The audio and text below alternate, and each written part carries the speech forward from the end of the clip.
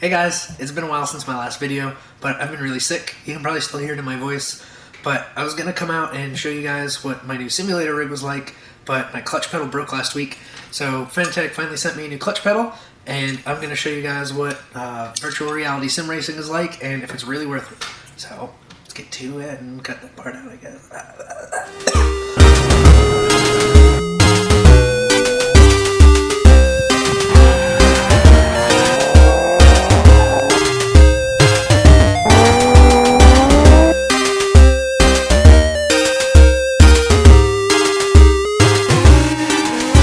Let me take you guys through what's new first. So this is an MSI Trident. It's a big fancy computer.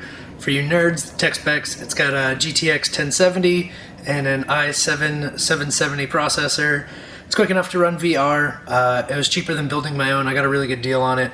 I'll put links in the description of this stuff.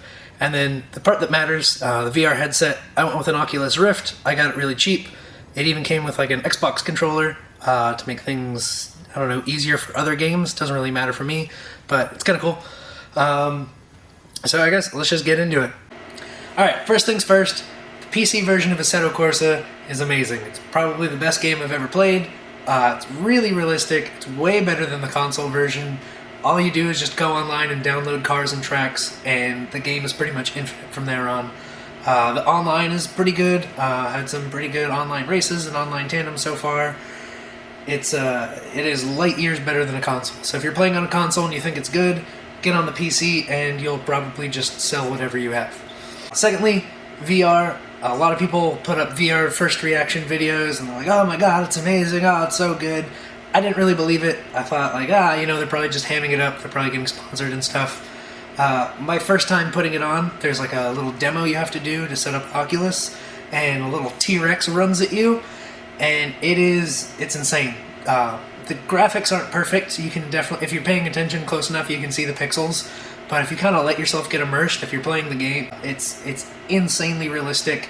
I've had a bunch of people come over and they all say the same thing. They freak out the first time they put the headset on, and they just kind of do like, whoa, let me try to look outside the car kind of thing, and they're checking out the gauges. Look at the back seats. It's weird. You want to touch stuff, like you want to touch this chair here, but there's a seat here, but there's no seat here. So it's so much better than running triple screens. For me, it was cheaper than running triple screens, and it takes up less space. So of course I went that way. But it's amazing. Words don't really do it justice. So my only couple gripes with it, you can kind of see the pixels in there if you're really paying attention. Again, it's a couple $100 headset. It's cheaper than a huge TV. I'm fine with it. The other thing is, if your face gets a little warm and it's kind of chilly out, it probably won't be a problem for anyone other than me since I play in a trailer, but it fogs up really badly and it's hard to get the fog out, so I have to play for like 30 or 45 minutes for my face to acclimate the glass in here before I can get online and play with people, so it doesn't fog up every lap. Other than that, this thing is great. I like the built-in headphones in here. It's really immersive, makes you feel like you're in a car. It sounds really good. If you have a bunch of people come over in the summer, I would say get the little sweat pads for it, because I can see how you definitely get sweaty.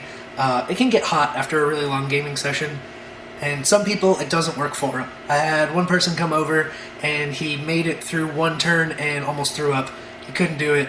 I think he had some problems with his eyes and stuff, and it didn't work out for him. So before you go out and buy this, see if you have a friend that has it and try it with them first, see if it works for you, or buy it through Amazon so you can return it.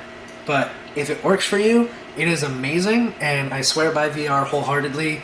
It's super immersive, and aside from your butt being shaken around, it feels like you're really in the car.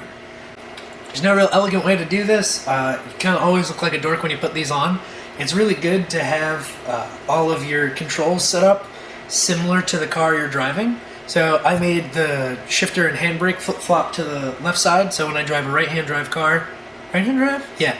When I drive a right-hand drive car, I can have everything on the left side, so when you're in there, you can see where everything is just by kind of looking down. But I have the hands turned off, because when you're drifting, the hands kind of do this weird crossover thing that just confuses the crap out of me. So all you see is a spinning wheel, and do your best to kind of move the seating position around in the game so your eyes line up with everything.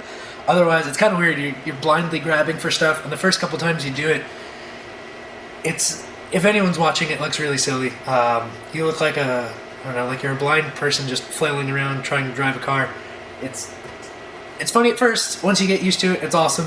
So I'll shut up. This is kind of I'll show you the screen.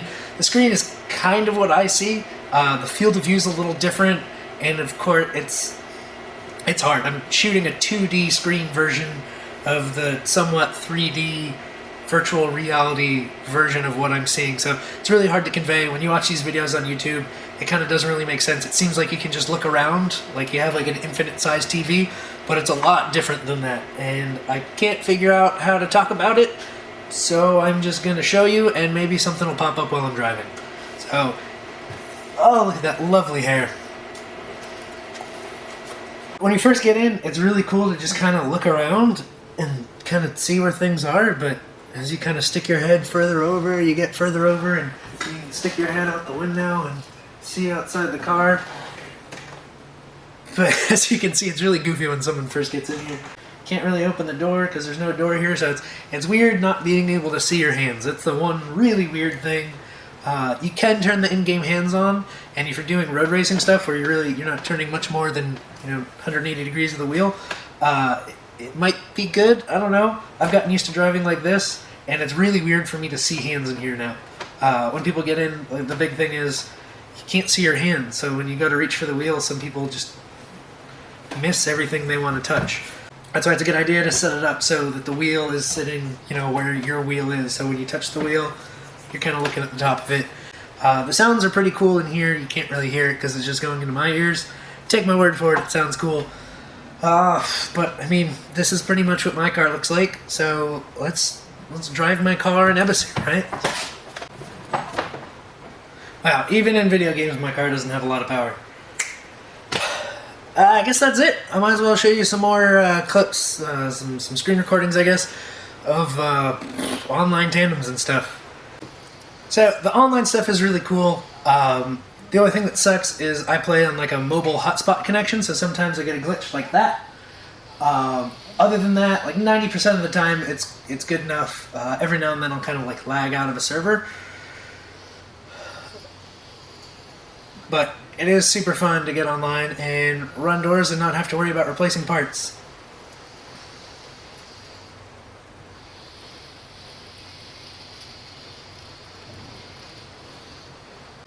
And yeah, sometimes they do kind of glitch out and you'll glitch through them, and then you fall off the edge of the map.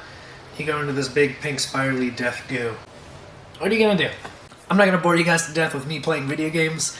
Once I fix my little capture device thing for this computer, I might do another video of that if you guys actually want to see it. But for now, that's it. Overall, VR is amazing. If you can afford it, absolutely do it. I'll see if I can get a bunch of people over here and film their reactions and do a reaction video so you guys know I'm not just filling you with fluff. But it is seriously amazing. If you guys like this video, you want to see more stuff like this, hit like, subscribe, all that nonsense, and I'll see you guys in the next video.